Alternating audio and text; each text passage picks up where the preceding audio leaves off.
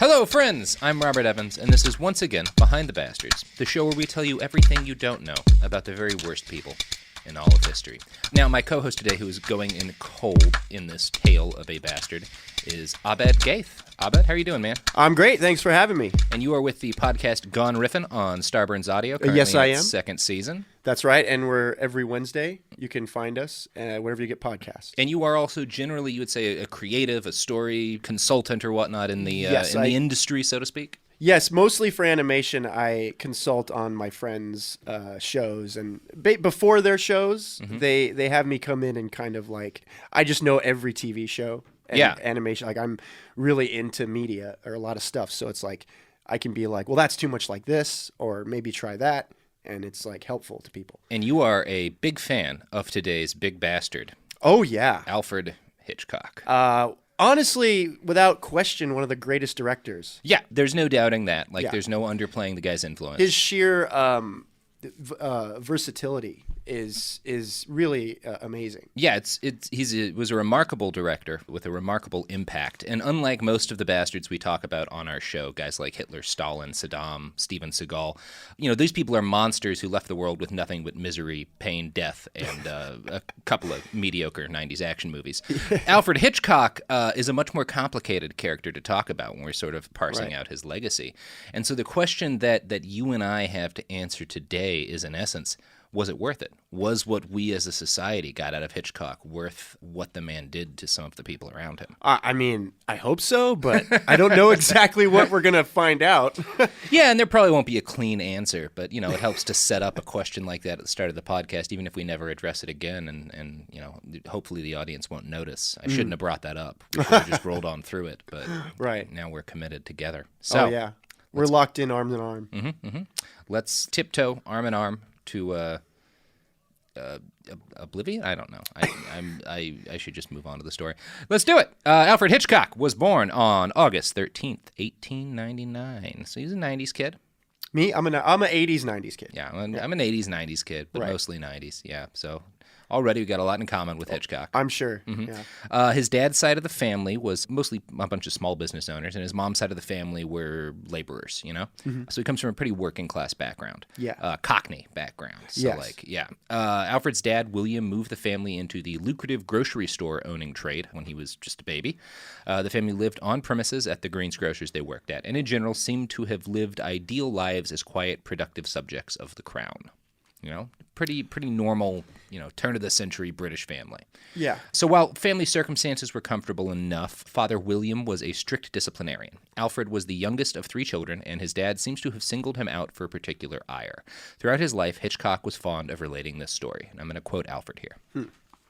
When I was no more than 6 years of age, I did something that my father considered worthy of reprimand. He sent me to the local police station with a note. The officer on duty read it and locked me in a jail cell for 5 minutes, saying, "This is what we do to naughty boys." I have, ever since, gone to any lengths to avoid arrest and confinement. To you young people, my message is, stay out of jail. Now, it's debatable as to whether or not that story's true. I do want to believe that there was a time when you could just whimsically send your kid to the police station and have him locked up for a couple of minutes. My dad almost did it to me when he caught me with pot. Really? He threatened to call the police. Oh. Yeah, so I've been there. But that's a little nowadays, I don't think most parents would do that because you'd be like, well, I mean, cops shoot people sometimes. Oh, well, my dad was like a fanatical Muslim, so. Yeah. Yeah, he was against any kind of drugs. And that's a complicated police relationship there, too. Is. Yeah. Yeah. And Hitchcock's family would not have had that kind of, it was the 1890s. Right. They were all British and very Cockney Caucasians. Yeah, and they probably trusted the police more than we do now. It was a different era. Yeah. Although this does seem to have given Hitchcock kind of a lifetime hatred of police officers and all authority figures, which is definitely... we share that in common, yeah. Yes, ditto. And it's also a pretty ever-present theme in his work. The police generally are not portrayed as particularly on the ball in Hitchcock films. In a way, they represent sort of like an opposition. Yeah. And that seems to have been his very much attitude. He stated in a number of interviews, actually, that it must be said to my credit that I never wanted to be a policeman, which is like the polite 1950s equivalent of having ACAB tattooed or stuck on the back of your shirt or something. Like he definitely had a little bit of that punk attitude going in. I can imagine. Yeah. Donald Spotto, who wrote the biography The Dark Side of Genius, notes that it's impossible to confirm or deny Hitchcock's story about being locked in a cell for 5 minutes. Whatever the case, it's telling that he would go back to this story repeatedly in interviews. It definitely says something about him as a person. Hitchcock grew up into an anxious child. He did not deal well with being left alone and was prone to flights of wild paranoia. Quote, I remember when I was 5 or 6, it was a Sunday evening, the only time my parents did not have to work. They put me to bed and went to Hyde Park for a stroll. They were sure I would be asleep until their return. But I woke up, called out, and no one answered. Nothing but night all around me. Shaking, I got up, wandered around the empty, dark house, and, finally arriving in the kitchen, found a piece of cold meat that I ate while drying my tears. Yeah, it's a rough story. Oh, man. Yeah. Yeah, and so far I'm with him. Yeah, so far I'm with him. He's nothing like he's just a little kid at this point. Right, he's struggling. He's struggling, and he begins to binge eat. And apparently his favorite foods were fried fish and bacon, which checks out with the British stuff. Very British. Okay, that is British. Yeah, a lot of fried fish, a lot of bacon. He later recalled that his goal with this was to build what he described as an armor of fat to protect him from the world. That's kind of awesome. Yeah, it's kind of nice. It's kind of making it your own. Yeah. As a young man, Hitchcock's favorite hobby involved studying the timetables of the brand new electronic trains that had just come to London. Oh. He was 7 years old when the London area got its first electronic tram, and this was apparently something of like a local hobby at the time, is just obsessing over train schedules and like betting how late or early a train would be. Wow. It was a boring time. Like 1907, there's not a lot to do. Studying train schedules. It's that or Dickens. Well, it's kind of like model building now. Yeah. Right? Yeah. I feel like this is the 1906 version. Like the people who would have been doing that in 1906 grew up reading Star Wars extended universe novels in the 1990s. Oh, like, I did. Yeah, same here. Yeah. I mean, Heir to the Empire, right? Yeah, it's something cool and new and futuristic, so you obsess over it for a while. Well, because we didn't get Star Wars sequels, so that was the closest we got. That was the closest we got. It was our electronic train schedules. Yeah. I think I was made fun of for that. Yes.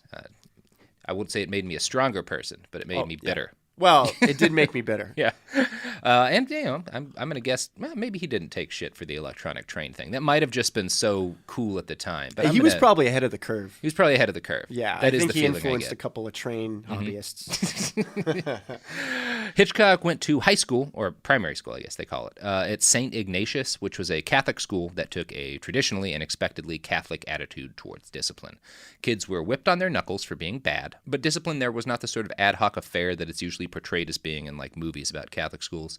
Kids would be sentenced by their teachers for particular acts of misbehavior, and they'd have to schedule time to go get whipped by their school's disciplinarian. I actually grew up in a school like this. You did? Yeah, my elementary school in Oklahoma had corporal punishment, and it was your teachers would sentence you, but the principal had to do all of the paddling. So was that movie? Is it Taps? I don't know.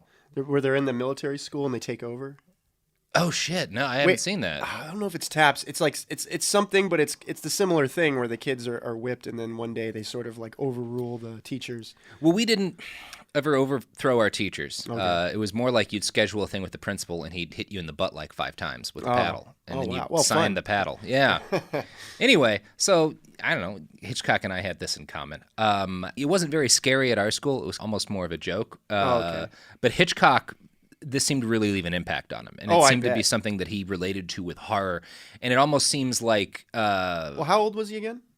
He would have been, 12, 13 when he started this. That's really scary. And it seems like what really had an impact on him was the sort of inevitable nature of once you get sentenced, like you have to go schedule the time. It doesn't happen immediately, so you've just got this dread approaching, which is, again, something that's really present in his movies. Yeah, like he's the master of suspense. Exactly. Yeah. So like it seems like you can kind of see these little bits of him getting programmed as he's young by sort of these experiences. Well, one of his best methods in his filmmaking is where the audience knows something's coming, but the main character doesn't. Yeah, and he likes in a way that's similar. Yeah, he likes to torment you with it. He learned that. Right. And here's what he said about it later.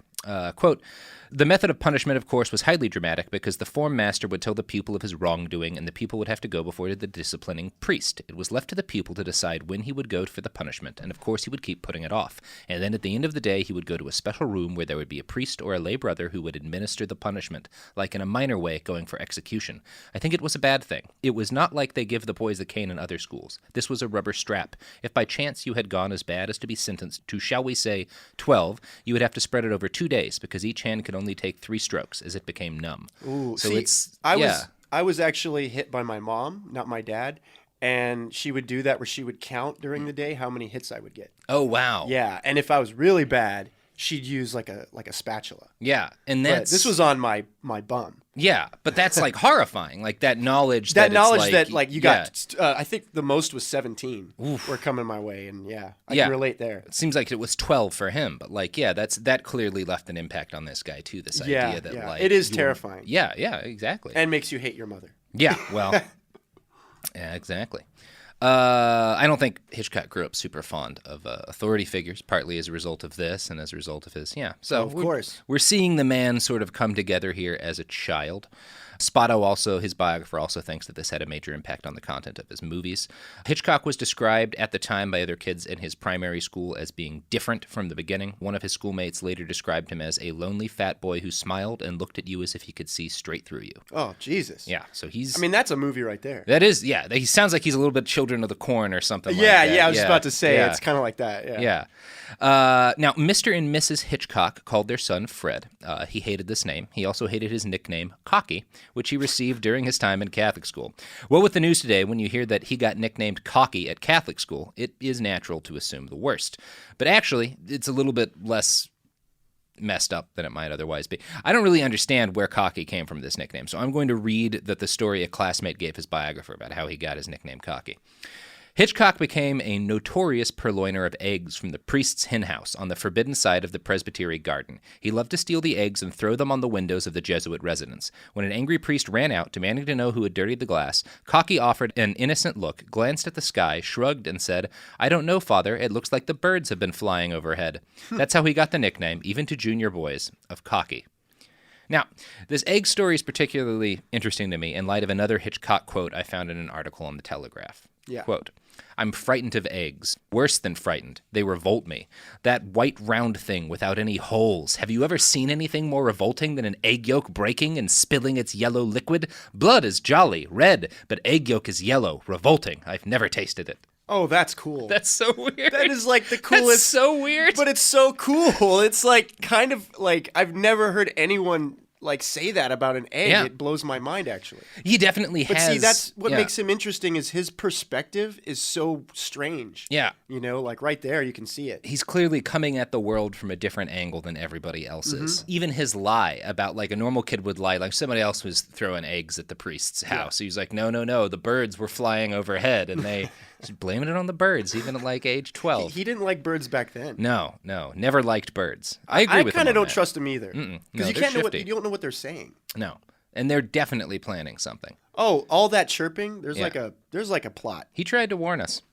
Now, Hitchcock preferred to use his own chosen nickname, Hitch, and he preferred that to Cocky or Fred, or tragically, Fredcock. Fredcock? That would have been what I would have picked, Fredcock. But he preferred Hitch. Hitch was an odd kid, and from the beginning he was insecure about his weight. But if you're picturing young Hitchcock as a troubled, bullied loner, well, that might not quite be fair. Primary school seems to be where Hitch first ignited his love of pranking people. And he did this in a way that I think was definitely bullying. I'm going to read a quote now from The Dark Side of Genius.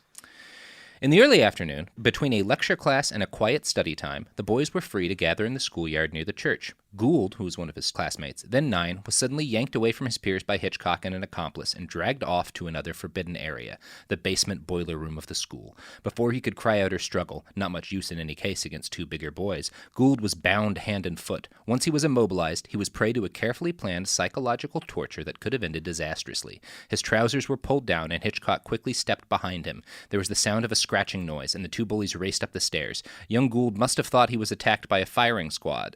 At once the sound of gunfire exploded, but it was a string of firecrackers that had been pinned to his underwear and ignited. It was a good job I wasn't burned, Gould remembered. I stood there shaking and crying for I don't know how long, until someone finally found me and set me free. Of course I was too frightened to tell anyone who had done it. I was afraid of recrimination, and they knew it. I guess you could say Alfred Hitchcock had a sense of the macabre even at school. Jesus. Yeah, that's kind of going a little far, right? I mean, I think I used to join in with the popular kids teasing. We all did some shit we're not proud of. Yeah, Yeah. but nothing that like just horrific. Like tying a kid up and pinning firecrackers to his underpants Yeah, like, is wow. That's a step. that's nuts. That's a step beyond acceptable. I mean, like if anything was going to get you into film school, Yeah. you can tell that story and be like, yeah. If this was a movie, Gould would have been the one who became a great director. But I know, isn't it funny? One of the tormentors became the director. Yeah. Well, if you're going to be a hard, like, I'm going to bet Eli Roth was pretty rough to be in high school with. And David Lynch. Can you imagine? Oh, my God. Yeah. Him torturing insects. We should see if there's some kids missing from David Lynch's elementary school. That should be your next guy to go after. Now, as a teenager, Alfred Hitchcock grew enthralled with crime literature, starting with the works of Arthur Conan Doyle and moving on to what were essentially early true crime books, accounts of actual criminal cases and investigations. Spotto says Hitchcock came to think of the murderers he studied as his heroes, rather than their victims or the people who caught them. When he did focus on details of the victim's experience, the thing that interested him most was how much they'd suffered. Alfred left school in 1913 when he was 14, and he spent the next 7 years doing a mix of odd jobs, artistic experimentation, and occasional rough attempts at some kind of secondary education. He attended many plays and grew enthralled by the young art of filmmaking. But he had no time at the moment to consider that as a career option. On December 12th, his dad died. Hitchcock was only 15 and suddenly found himself caretaker to a very demanding mother. Quote, "My mother..." Psycho. Maybe a little bit. Yeah. "My mother was meticulous about our home and her person. She never left the house without presenting herself at her best. Her posture, her demeanor, her dress, her shoes, perfectly polished. A well-kept handbag, inside as well as outside, and gloves whenever possible." Now, while he was still at school, and as a young man, Hitchcock's mother expected him to come by her bedside every evening and describe in excruciating detail what he'd done that day. When he was married, his mom accompanied him and his wife on vacations from the time they got married up until her death. Wow. Now, unfortunately, there's not as much detail on their relationship as I'd like, or at least I was not able to find it. But every detail I was able to find makes it seem like it was a little bit weird. Yeah. She was a bit of a demanding lady. Right. Yeah. Well, especially since he kind of took over for his dad. That's kind of weird. Yeah. Almost like, you're my new husband. Yeah. You know what I mean? Like, there's like that creepy thing happening. Well, and it's kind of what you have happening at in Psycho, where, you know, they run this this. I mean, I don't think Bates is taking it. Well, okay, because his dad gets murdered, right, in Psycho? I don't remember that detail, but it is sort of a controlling mother. Yeah. And a sort of like son that has to like Manage the business. Yes, and Yeah. he's almost like the face. Yeah. While she just hides. Yeah, and while she just hides. And it's one of those things where, like, it is easy if you're, like, going back into someone's life after the point and trying to, like, come up with things that might have inspired their art to pick on stuff like this. But at the same time, like, you really do see some of this coming together, even in that line that he was always more sympathetic to murderers, because Psycho is very much Norman's story. It's from Norman's side of things. But I was also, I think in the movie, I don't think they even mention the father. Yeah, I don't, you know, I don't remember off the top of my head. Right.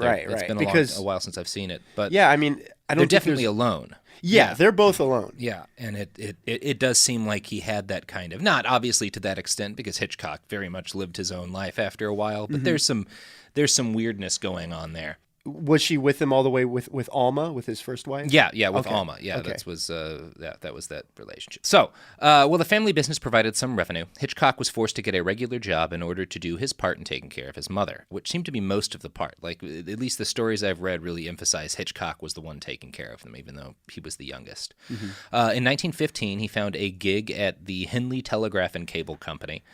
He appears to have instantly impressed his supervisor and was transferred to the advertising department. So clearly somebody recognizes this kid ought to be doing something that, like, is presenting our business to people. Like, he recognized this guy's got a creative gift. Yeah. It seems like it was immediately obvious to the people He had the with. eye. He had the eye. So Hitchcock spent most of his time at the Henley Telegraph and Cable Company drawing, laying out ad brochures, and he focused mostly on visual presentation, how to deliver a message to an audience in the most impactful way. One of his first jobs was to make an ad to convince churches and other institutions to install electrical lights. Quote from Hitchcock, "I'd write church lighting on the cover of a brochure and then draw 2 candles, and there would be darkness all around, suggesting that church lighting by candles alone won't be enough to light any service." So he's already playing with light. He's already, like, we can see the evolution of this thing that's going to go into being his great talent. So Hitchcock and his family weathered the Great War better than most families in England. He worked hard and he moved up the ranks of the ad world. By the time he was 20, he was still a virgin and, by his own description, an uncommonly attractive young man.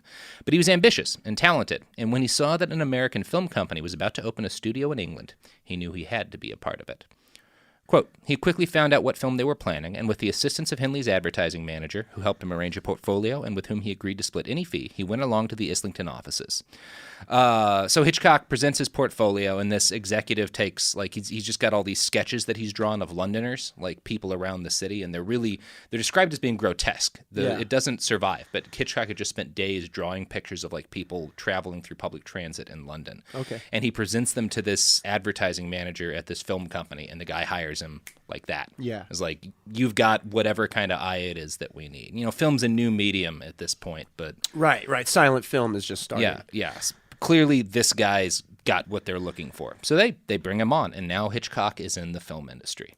So when we come back, we're going to talk about what else happens in Hitchcock's early film career. We're going to talk about how his love of pranks came to sort of dominate his early career. And but first, we're going to talk about... ads. Yay! Do you like ads, Abed? You know what? I'm a fan of 80s commercials. Oh, okay. Well, do you want to advertise for a product from the 80s for free before we break for ads? Yeah. Crossfire. It's an excellent game. Oh, yeah, Crossfire. And, that had a great commercial. Dude, yeah. Right? And I was at Target not too long ago, and they brought it back. Oh, shit. Well, I'm going to advertise lawn darts since we're doing 80s stuff. Cool. Yeah, lawn darts. I remember that commercial. Yeah. Take a kid's eye out. Yeah. Fuck it. Too many eyes in the world today. All right. Ads.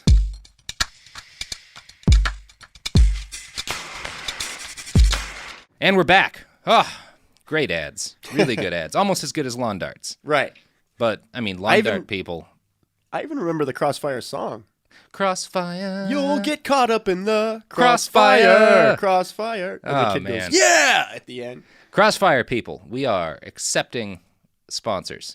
If you want to be the official game of terrible I should have people. bought it. Yeah. I'm such an idiot. We're all fools for not buying Crossfire. It'd be worth millions today. I know. Speaking of millions, Alfred Hitchcock. So when we last left him off, he's just kicked off his career, gotten hired with like an American film company that had opened a studio in England. So he works with them on 3 movies, helps to produce them. He works a bunch of different jobs. He's assistant director, art director, script supervisor, and he basically gets a chance to learn the fundamentals of filmmaking on several different projects. I'm not going to go into detail on the individual movies because they were like weird little early British films and stuff. Yeah. It's not Hitchcock's vision or anything. Right, like that, but he's getting an eye for the details. Yeah. So what's important for our story is that while he was working on the third of these films, titled The Prude's Fall, Alfred Hitchcock found himself a lady. Whoa! Yeah. Look at you. Mm-hmm. I mean him. Yeah, look at him. Alma Reveille, I think Reveille. Yeah. Was a freelance editor with the company, and apparently 1921 Alfred Hitchcock's way of flirting was to completely ignore her, even when she was right next to him, and never so much as speak to her. Snubbed her. Yeah, he snubbed her. He refused to acknowledge her existence for like months and months and months. And that worked because back then I don't think anyone did that. Yeah. I mean, if you liked a lady, you would kind of serenade her. Yeah. I think no one had tried. This is almost like negging. So he's he's really a pioneer, of pickup artistry. So he ignored her for months and months and months until one night he gave her a call at home. Is that Miss Reveille? This is Alfred Hitchcock. I have been appointed assistant director for a new film. I wonder if you would accept a position as cutter on the picture, which is what they used to call editors, because you were physically cutting the film. Yeah. Once she took the job and they began working more closely together, he explained to her that he was very shy when it came to women, but he still more or less ignored her. It turned out that this is because he viewed her position, editing, as higher than his own, and, quote, it was unthinkable for a British male to admit that a woman has a more important job than his, and I waited until I had the higher position, assistant director. So he's going to hit on this girl when she's got a better job than he does. Oh, boy. Yeah, so it's like a power thing. We're starting to get into the sketchiness now. Yeah, a little bit. Although, I mean, it's hard to say if that's that weird at the time. Well, because at the time, men were, that was the common thinking, I guess. Yeah, so this still may be him more in line with, like, the sort of values at the time. Yeah. He proposed to her while they were on board a ship from Germany to England in the middle of a dreadful storm at sea. So it was a very, very romantic and dramatic proposal. On a ship, wow. Yeah, she's sick and everything. They got engaged in 1921, but they didn't get married until 1926. Why? because Hitchcock didn't want to get married until he had directed 3 feature films. Now, here's how he It's described an odd rule. Well, here's his explanation for why he had this rule. I had wanted to become first a film director and second Alma's husband. Not in the order of emotional preference, to be sure, but because I felt the bargaining power implicit in the first was necessary in obtaining the second. Jeez. It's a little weird. It's not enough for her to like him. You know, Yeah. he's got to like add to the. You got to have some pile. bargaining power. Yeah, in this. yeah. Every relationship. She must have been like hard to win over. Yeah, it seems like it, because she had a pretty good career of her own going at the time. I guess he wanted to like outmatch her. Yeah, exactly. And it does seem like, because she worked with him for his whole career, they were collaborators, but it does seem like she kind of gave up having like her own independent career in order to sort of make his better.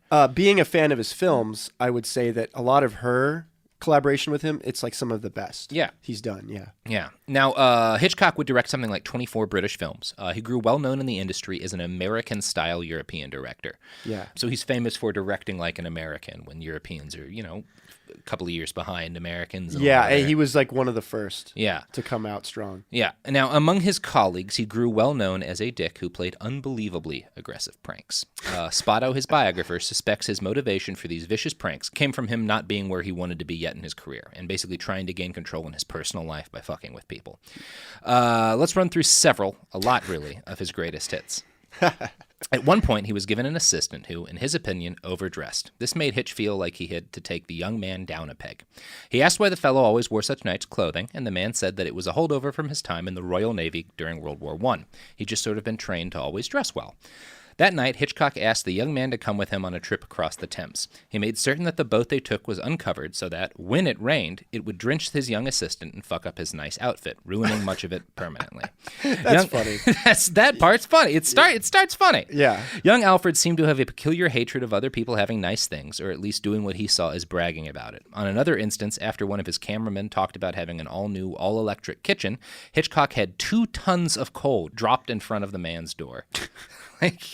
Still, it's funny. It's funny, but you see, like, the proportions are off. 2 tons of coal. It's almost like he went to the extreme. Yeah, that with is his pranking. The footprint of a large truck worth of piles of coal. Yeah, he's kind of like the original Jackass. Yeah, you know? he's got a little bit of that going on.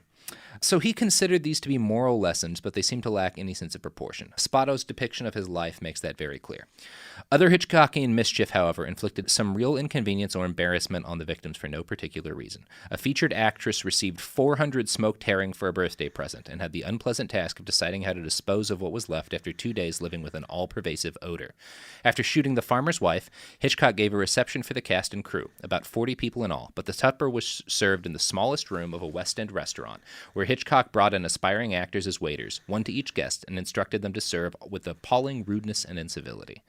So, just to get what he wanted on film. Yeah, well, no, I mean, I think this was after it was done filming. Oh, wow. Yeah, I think this was like it was a reception for the cast and crew. So he just oh my gosh. Yeah, it's just weird. That is weird. It does it starts like kind of making sense, but he clearly seems to just have been compelled to do this and to set up these kind of dramatic scenes to see how people would react. You know, because I would watch him being interviewed, and he was always really funny. You know, like very witty and kind of like, I was shocked at how hilarious he could be. But I guess like he had a darker kind of sense of humor. He did have a darker kind of sense. I think he would defend it by saying he was trying to teach lessons to people. And he sort of did that in the same way that he would have to a character in a movie. Like he did that like just in his actual life. Here's a quote from Alfred himself on one of his practical jokes. Quote, "The best practical joke I ever played was at a London hotel where I gave a dinner party for Gertrude Lawrence. I always thought blue was such a pretty color, but none of the food we eat is blue. So at this party, all the food was blue. I had the soup dyed blue, the trout, the peaches, the ice cream. How would the guests react? How far would manners and propriety take them?" So that he just wants to he wants to tweak people to see what they do. Yeah, That makes very much sense, like knowing his movies. These days he would get his own show. Yeah, and it would be probably really good. He would be Nathan for You right now. Yeah, he would be the modern Nathan for You. Yeah. Or if, previous, he would be like, what's that show with Ashton Kutcher? Oh, Punk'd, right? Yeah. It is that kind of thing. Right. Now, I do want to note that like these weren't all people who had done something to offend him. He also fucked with his friends this way. Sir Gerald du Maurier, who was a prominent actor at the time, was a friend of Hitchcock's. One day he came into his dressing room after a performance to find a live adult horse sitting and presumably shitting in his dressing room. A few I mean, weeks. I'm entertained with these. Yeah, they're funny so far. Yeah. A few weeks later, Hitchcock invited Sir Gerard to a costume party and told him to dress in a ridiculous getup. So Sir Gerard shows up at this party with his face painted and dressed as a Scotsman. As you probably guessed, the party was really a black tie affair, not a costume party, and Sir Gerald left immediately feeling very embarrassed. Now, again, a little whimsical, fun. Yeah. Elsie Randolph was an actress who worked with Hitchcock on a number of films. She came to trust him and at one point confided in him that she was absolutely terrified of fire. As you might guess, Alfred This is where it gets dark. This is where things take a turn. Yeah. I'm seeing the turn. Yeah, as you might guess, Alfred Hitchcock was basically the worst person you could ever tell about a fear. Oh, God. Yeah, don't confide in See, Hitchcock that's on if her. you have a fear. A little bit, right? Because if word got around at what he does. But here's what he does. He waits until she goes into a telephone box, like the TARDIS, like one of those, like that's what they did back then. The ones that you can't get out of. So once she's in it, he locks it from the outside and starts pumping smoke into the box in order to hilariously convince her she's about to burn to death. Wow. Isn't that fun? That is funny? fun. I love smoke-filled telephone boxes. Oh, man, when you can't get out and you're trapped and you don't know that it's a joke, you just think you're going to die? Oh, that is a joy. That's better than Disneyland. Yeah, it's better than Disneyland. Oh, God, I love a fake burning to death. It's just... There's no better way to get a good laugh out of somebody. It's my favorite thing about Disney World when you're on the Space Mountain and then it stops and it fills with smoke and you're strapped in it. Like, that's why everyone loves Space Mountain. I know. Because you think you're going to die. And the conductor's like, just kidding. So Hitchcock's usual targets were people he worked with, generally people who worked under him and thus could not really do anything about it if they'd wanted to. He often spent tremendous amounts of money just to screw with people. For one example, one Christmas he bought the entire crew of the movie he was working on enormous pieces of furniture. Sounds nice, right? Yeah, Sounds like a fancy gift.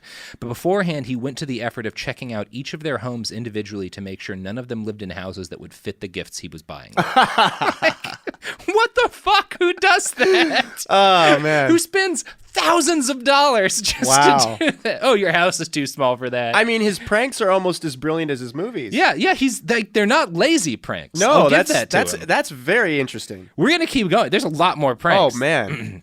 Now, from what I can tell, it seems like Hitchcock spent a lot of the money he made, especially during the early part of his career really taking off, playing increasingly aggressive pranks. He had custom whoopee cushion sofa cushions made for his home furniture, which he would put out in lieu of regular cushions whenever he had a guest that he thought was too fancy. Hitchcock would then spend the entire night giving that person shit for farting at his party. He once sent a series of gifts and heated love notes to a married woman he knew. Now, this woman was one member of a couple who hosted a radio show together. He did not like their radio show, and so Hitchcock decided to ruin their relationship. Quote, Jeez. I wanted to see what this would do to the husband. At one point, she ran after the driver who'd brought a gift to try and figure out who the sender was. And finally, the husband said on the air one day, I can't go on with the show. She's run out into the street. So I had the pleasure of breaking up that show. So he just like... No, that's kind of messed up. Detonates a relationship. Wow. A little too far there. Yeah. It was not uncommon for Hitchcock pranks to veer into abusive territory. Some of them were straight-up acts of torture. One time, during the production of a film Hitchcock found boring, he bet one of his crew members a full week's salary if the man could spend the night chained to a camera in the empty, darkened studio. So he handcuffs this guy inside and leaves him with a bottle of brandy, which he said was to ensure a quick and deep sleep. Abed, you wanna take a guess at what the prank was here? Oh, gosh. I mean, who knows? That furniture thing is still throwing me. Well, there's a little bit of relation to that. Yeah. He drugged the brandy with powerful laxatives, causing the man to shit himself uncontrollably the entire night. Wow, I should have predicted that. Yeah, that he poisoned somebody. The fart jokes were a clue. The rest of the crew found their coworker the next morning, weeping, ashamed, badly dehydrated, and surrounded by a wide pool of his own diarrhea in the middle of the room. Oh, gross. Yeah, that's really bad. Oh, man. That's not like a fun time, happy prank. That's not like, the couch is too big. He shat himself for 9 hours. Oh, 9 hours. Jesus Christ. Oh, boy. Yeah. Here's how the dark side of genius tried to make sense of this horrific behavior. To make others feel childish and dependent, this seemed to be part of his goal. He apparently considered most people a threat. They were better looking, more intelligent, better educated, more socially acceptable than himself, and by reducing them to a sudden discomfort, perhaps he felt he was bringing them to the level on which he always lived. By thus subjugating those he resented, for whatever reason, and on whatever level of consciousness, by submitting them to varying degrees of humiliation and danger, he was not only controlling them, he was in fact exteriorizing his own deepest fears, fears that would later be exteriorized chiefly on the screen, where he could subject vast numbers of people to crisis and dread. Wow. So that's how Spotto concludes all this, and he makes a good case for it. I think I read some of that book because I was staying at a friend's house and it was on the shelf. Mm-hmm.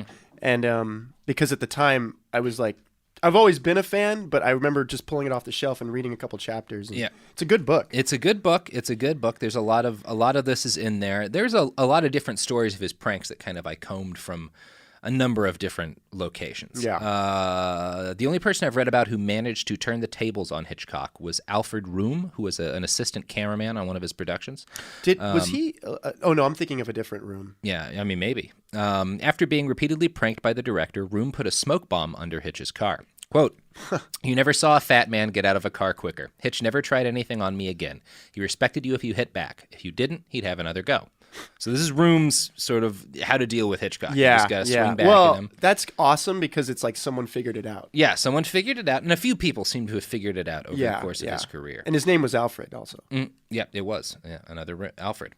Now, no one at the time seemed to think Hitchcock's hobby of sometimes literally torturing people was worth talking much about. He was rarely interviewed about it, and then only near the end of his life.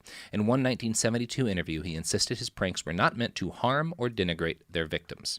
So that would be Hitchcock's attitude. Well, but shitting for 9 hours, that's kind of harmful. That seems harmful and denigrating. Yeah, that can't be good for your colon. Poisoning someone's alcohol with laxative seems harmful and perhaps denigrating. I mean, I bet you that guy had problems later in life. Like, yeah.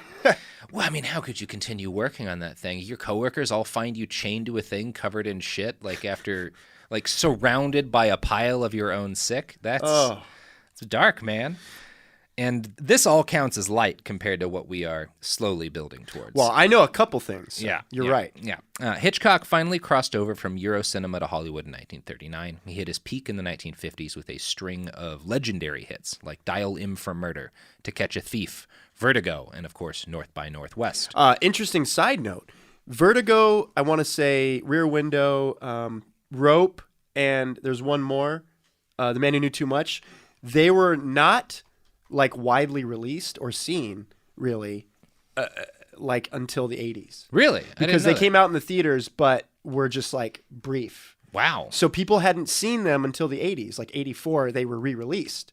So I didn't know that. That's fascinating. Yeah, I didn't know that. So that's when he got, I guess, beloved. But it was he became well known at this point. So he was still he was kind of well known, and I mean those movies made him an icon. Yeah. But I think Psycho is what the biggest breakthrough. Yeah, and that's what we're building up toward. Yeah. We're getting up towards. So he continues pranking throughout all these years, and his increasing wealth allows him to do things like buy gigantic furniture for dozens of people just to screw with them. So that's well, we should also say thanks to Selznick, he was brought over. Oh, yeah, I didn't know that. Yeah, Rebecca was his first American film. Excellent movie. It's on Criterion. I highly recommend watching it. It's brilliant. Selznick was already a fan, so he brought him over to make that film. Oh, okay, awesome. And that's kind of his intro into American cinema. Yeah, and he did very well in American cinema. Right. Now, there's women are often a focus in Hitchcock's films, often major characters in it, blondes in particular. And the Guardian described women in Hitchcock movies as, quote, outwardly immaculate but full of treachery and weakness. Which, at least from the Hitchcock movies I know, that seems to be an accurate description of a lot of the female characters that he'll have. A little bit. Yeah. And it's interesting to me, the outwardly immaculate, because they are always blonde. They're always very put together, at least at the start of the films, and we see them sort of get degraded and picked apart and whatnot. Yeah, Rebecca is all about that. Yeah. I mean, that poor woman is taken to bits at the end of the movie. And his description of his mother is that she was always very put together. She would never leave the house without gloves, and he made a big point of that whenever he talked about her. So that's interesting to me that that is like his starting point with any female character. Is like she hits that point where it's very much similar to how he describes his mother. Is always going out when she's very properly dressed and attired and whatnot. Yeah, I find that interesting. Right. Now, his deep need for control was expressed in more and more extravagant ways as his profile grew and his brilliance was recognized by a grateful, drooling, loving Hollywood. According to the Telegraph, quote, he cared so deeply about protecting his art, he spared no expense making sure they were viewed in the correct manner by their audiences, buying their film rights to 5 of his most famous films, The Man Who Knew Too Much, Rear Window, Rope, The Trouble with Harry, and Vertigo, so they could not be screened in movie theaters for after their initial run. Subsequently, they were not seen by a cinema audience for 30 years. So that's why that happened. So he only wanted people seeing them in like the proper context. Exactly. So I didn't know that was coming from him. Yeah. So apparently that's sort of why, like, he knew that when they were in their initial theatrical run, he could make sure that they were seen in certain ways. And then after that, Rope is brilliant. Rope is probably one of his movies that I highly recommend you see. Yeah, it's got such artistry and unique kind of style to it. It's like ahead of its time. And we see here that this is like the good side of sort of this need for control. Is he's not willing to put his movies out unless they're like he can guarantee they're like being seen in the proper way. So this is like, okay, that's probably part of why he was such a good director is this control. But we're also seeing sort of the dark side of this control, and they're both part of the same guy. And this darkness that I keep talking to, we've seen bits of it in the pranks he plays, but it becomes really, really clear when he starts dealing with his leading women, and one leading woman in particular. Right. And that's what we're going to start talking about. But first, we're going to talk about ads. I almost said it, but then I was like... No. Products and services, like the fine products and services that support this show and or program.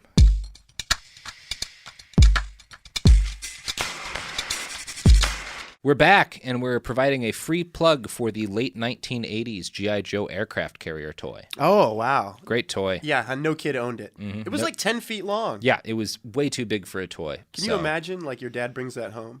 It's like, what stupid kid got that? That was like 2 Christmases. Yeah. At least. And you immediately hated that kid. Yeah, absolutely. I don't know why we're so into 80s ads right now, but if you make large G.I. Joe aircraft carriers and want to...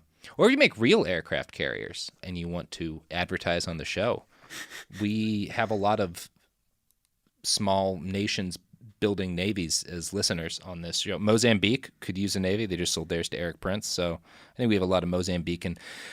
That Eric Prince episode was great. Oh, thank you. Yeah. So if you sell navies, advertise on our show, and maybe we can sell a navy to the next Eric Prince together. Yeah, that sounds like a goal. Yeah, that sounds like a nice thing. So, back into Hitchcock. Hitchcock became infamous as his career really took off in the late 50s for writing his actors and actresses hard. This was not always a bad thing. I found a telling quote from Grace Kelly in 1979. Mr. Hitchcock is often reputed to hold actors in disdain, but he actually has a special way with them and is able to get exactly what he wants in the way of a performance. His inimitable humor puts them at ease, while his enduring patience gives them any confidence they may need. Of course, sometimes he merely wears them down until he gets what he wants. Eesh. So, she's being very grateful there, but you can see, like, he has a couple of ways of working with you. And well, she was probably less fucked with than others. Exactly, because she was like Room, the guy who put a smoke bomb on Hitchcock's car. She pushed back. Right. She was very established by the time she started working with him. Oh, Grace, she was. Grace Kelly was not some new starlet who starts working with this young director. Well, because he discovered a few. But, yeah, exactly. So, above all else, Hitchcock was obsessed with a quest to create the perfect actress, someone who could ideally embody the specific kinds of heroine that he wanted to write. Grace Kelly was one candidate for the role. Ingrid Bergman was another. Hitchcock fell in love with Ingrid Bergman and with Grace Kelly. Neither reciprocated. Spellbound, excellent movie. Yeah, and Ingrid Bergman, great actress. She did not reciprocate in Hitchcock's falling in love with her. So Alfred started telling all of their colleagues a story that after a dinner party, the famously beautiful starlet had cornered this elderly, obese director in his bedroom and refused to leave until he fucked her. Oh, my God. He starts telling this to other people in the industry and spreading this rumor. Now, I think most people probably figured out it was a lie because Alfred Hitchcock had all of the game of a stale sandwich. But he repeatedly insisted that it was the God's honest truth to anyone who would listen. Bergman took it in stride. Quote, I never got angry when it came back to me. People will believe what they want to believe. I loved him, but not in his way. So She handles it very classily. And both Grace Kelly and Ingrid Bergman spoke fondly of Hitchcock, and seemed to believe that his genius outweighed his more odious qualities, right? Well, Bergman was also like, she worked very well with directors. Yeah. And Rossellini. And again, she was established by the time she did Hitchcock. He definitely helped her career, but she was on a pretty solid track by the time they started working. She was pretty big in Europe before she got to America. Yeah. So these were established women. These were confident women. These were people who knew their place in the industry and who knew how to had their own relationships with other people in the business. They were unhitchcockable. They were unhitchcockable. Yeah. Unhitchcockable. Exactly. Which Alfred would have made that into a different kind of pun, but we're not going to do that. Now, both actresses... Women he couldn't fuck. Yeah, exactly. And he couldn't fuck with because they would push back, like Room pushed back. And that's the thing. If you push back at Hitchcock, he'll stop because he doesn't like getting pushed at. Right. Classic bully status. Exactly. Both actresses maintained good boundaries with the director and eventually moved on from him to the rest of their lives. Hitchcock remained obsessed with the idea of finding and molding the perfect leading lady. What Hitch wanted, what he craved, was a young woman to act as his blank slate, someone without a career separate from him and his genius, someone he could craft and control. This was not a benign desire, and in fact it seems to have been inextricably tied with a great deal of anger Hitchcock felt towards the female gender. For example, Hitchcock had a couple of quotes he was fond of dropping during interviews at this time. "I always believe that in following the advice of the playwright Sardou. He said, 'Torture the woman. The trouble today is we don't torture women enough.'" What? Yeah, Hitchcock. That's the trouble with today? That's the trouble with today? The problem with today is not enough women are tortured. Too much, too easy for them out there. Yeah, we made it too easy. They're all happy and doing well. Yeah. That's not good. That's not going to be good for art. He was also fond of paraphrasing Oscar Wilde and saying, "You destroy the thing you love." This was particularly quoted by Hitchcock in reference to his female leads. There's a guy to quote. There's a guy to quote, Oscar Wilde. Yeah, he was all right. He seemed like a well-balanced fella. Hitchcock and his wife were professional collaborators for their entire lives together, or for their entire relationship, pretty much. Her editorial skill was a big part of his success, and in fact, she essentially gave up her own shot at a great independent career in order to embiggen his. Their relationship was a long one, but it seems to have been almost entirely celibate. Hitchcock regularly claimed that his daughter Patricia's conception was the only time he actually had intercourse, since he was too obese to enjoy sex. Robert Boyle, one of his art directors, recalled, "He once said to me, 'I have all the feelings of everyone encased in an armor of fat.' He felt he was not attractive physically, but had all those same yearnings and was frustrated by what he perceived as a difficulty, if not an impossibility, which was to experience requited love." Why didn't he just lose weight? I mean, like, health in the 60s was eating more butter. Okay, that's true. But you feel for the guy. I mean, he comes from England where it probably wasn't as, like, stigmatized as it was in America. Yeah, exactly. And I think you're right. I think around that time, Americans started thinking about it. Yeah, but it was still, like, the idea of health, like, we really didn't know much about how to... It didn't come along in probably till the late 70s. Yeah. That's why there's that joke in Anchorman where he talks about, like, jogging as if it's this weird thing. Because people really didn't, like, the idea that you would just go run. Like, that's a funny joke. That is a funny joke, but it was, like, also a real thing. Like, right. People had to be like, no, actually, this stops us from dying as soon. All this bacon's killing our hearts. There's like an Altman movie not seen called Health, where it made fun of health conscious people. Oh, wow. Showed them as, like, fanatics. Well, and that's why you even get a little bit of that in Donald Trump, because he believes that, like, exercising is bad for you, and your body only has so much energy over the course of your life, and you're just wasting it by... And he, like, it's one of those things, like, you get raised in that sort of time before it's common. Yeah. And you always think it's weird, if you don't trust doctors. So for years, Hitchcock replaced sex with the joy he got from torturing women who starred in his movies, or at least that's one way to look at things. In 1935, while filming The 29 Steps, Hitchcock... 39 Steps. 39 Steps, sorry. That's okay. My mistyping. This is why you're here. This is why I'm here, yeah. Yeah. Hitchcock handcuffed Madeleine Carroll to her co-star with cuffs that were purposely tight enough to cause her pain. He claimed he'd lost the key, forcing them to stay that way for hours. He also had Carroll repeatedly dragged across the ground, probably more than was really necessary to get the shots he needed for the film. Wow. Now I can't watch it the same way. Yeah, during filming, he called the lead actress the Birmingham Tart and said during an interview after the movie, "Nothing pleases me more than to knock the ladylikeness out of them." Oh, my God. Yeah. I mean, that's a good film, too, but... Yeah, I mean, he made good films. Yeah. In 1960, while filming Psycho, he forced Janet Leigh to spend 6 straight days standing in the shower underwater for hours at a time, presumably because he thought that was necessary to get a truly believable performance out of her. Shower acting. Yeah, shower acting. And I mean, it's a great scene. To this day, Leigh refuses to take showers, only using baths, because she's still alive? I think so. At least she was when I read this thing. I mean, she may have died since. I'm not sure. I don't know. Yeah, I think she might still be alive, though. Maybe. Tippi Hedren's still alive. We'll talk about her in a little bit. Yeah. Sophie's doing the good. cutthroat symbol. Yeah, when did she kick off? 2004. Oh, 2004. Jesus. Well, up until the end of her life. Yeah. Well, I mean, it's because like nowadays you hear about it everywhere. Yeah. And back then you probably didn't. So. 2004. Yeah. Yeah. And we were invading a couple of places at that point. Right. Probably got kicked to the back burner. So by 1961, Alfred Hitchcock had a well-established reputation of being particularly brutal to his female characters and sometimes the actresses who portrayed them. This would all reach a boiling point when Alfred finally met the perfect focus for his dream of creating the perfect actress, a 32-year-old model named Tippi Hedren. And that's what we're going to talk about in part 2. You know who she's the mom of, right? Tippi Hedren? Yeah. No.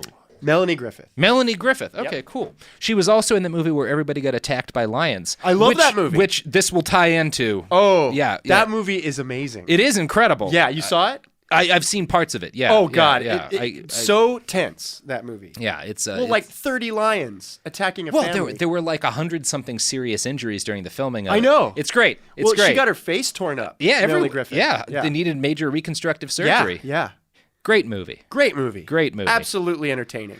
We're going to hear about something that happened to Tippi Hedren that's worse than filming the movie where 100 people got I know it. horribly injured by big cats. Oh, it's bad. And but that comes next week. So before we kick off and come back on Thursday, you want to plug your pluggables, Abed? Sure. I have a podcast on Starburn's audio network called Gone Riffin' with Rich Fulcher.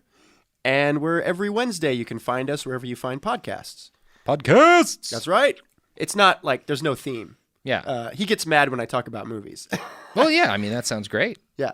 But his anger is funny. Yeah, anger's almost always funny. Hitchcock taught us that. Exactly. Which is why you should always chain your friends up and feed them dangerous doses of laxatives. Oh, yeah. I mean, nothing more fun watching them shit. Than that. Oh, my God. All over the place. What a good time. And now we have cameras. You can... Get all the angles. Get all the angles. Really get like a good look at this person just breaking. Kind of like the Matrix, on right? the inside. Yeah. It's like the spinning. The best pranks are almost indistinguishable from the things done in Bashar al-Assad's prison cells. I've always said that. Yeah. I'm Robert Evans. This has been Behind the Bastards. You can find me on Twitter at iWriteOK. I have a book called A Brief History of Ice where I experiment on myself with dangerous drugs and send one of my friends to the hospital. So really? Check that out. Oh, it's a hoot. That sounds interesting. Thank you. It is interesting. I did that once with that drug salvia. Oh, God. Where I let people film me while I was on it. Oh, that sounds like a bad idea, It was a very bad idea. That sounds like a bad idea. Well, anyway, that's a whole nother story. I mean, I've got a great video of me doing the same. It's great. I love it when people take drugs on cameras. Oh, it's awesome. Yeah. Well, one friend, he freaked out and ran down the street screaming. Did you get it on camera? I don't think so. Oh, man. We did get him before he screamed. Okay. Well, that's probably good. I'm a big believer that we should do that to presidential candidates. Instead of having would be a debate, show. we've given you both acid, and now you're going to sit under cameras while it comes up, and we're all just going to pick you apart as human beings. That sounds like an awesome futuristic movie. Yeah. It'd be a great way to run presidencies. Like Running Man. Anyway, we have T-shirts, phone cases. We sell prefabricated bunkers for waiting out the apocalypse, branded bunkers. Neat. All on tpublic.com, Behind the Bastards. Sophie, you were signaling something? That drink mugs? We have drink mugs. We have mugs that you can put drinks in your bunker that you also buy from us. So check all that out, Behind the Bastards, TeePublic. We're on Twitter and Instagram at @BastardsPod. We have a website, BehindTheBastards.com, with all the sources for this. And that's all I'm going to say until we say part 2, which is going to come out on Thursday for you, but we're going to record right now. Ah!